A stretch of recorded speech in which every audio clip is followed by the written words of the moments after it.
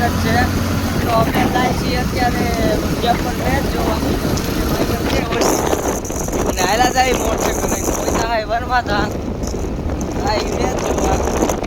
તમને કોણ મેચ જીતે બ્લોગમાં વિડીયો રહેજો. કોણ તમને બતાવી પહોંચ્યા હોય એટલે તો બહુ હાથું છે જવાનું રહેતો હોય તો કન્ટિન્યુ બ્લોગમાં વિડીયો રહેજો.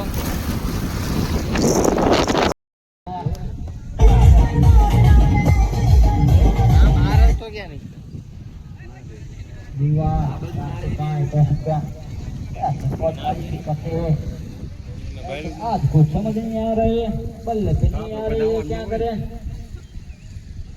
जब बल्ले पे आएंगे तो रंग खेल लगेगा ऐसा लगता है मेरे को. तो बाबा ने बीच बॉल फेंका है राशिक भाई. ओ ये क्या हुआ? कुछ मालूम ही नहीं.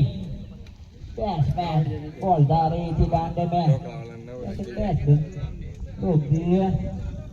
एक बॉटल इधर भी हमको देना. फिर से उठा दिया राशिक भाई ने और हम पर का इशारा 4 रन. તો ફાઇનલી ગઈ છે આપણે જયપુરથી વિયા છે ઊંડવી. તો કાંઈ મેચ ચાલુ છે અને આ છે પૂરી. તો કે આવળનનો મેન ફિલ્ટર છે, કેચ બહુ ભારે કરે છે. આ હોતા છે ખવરા રે.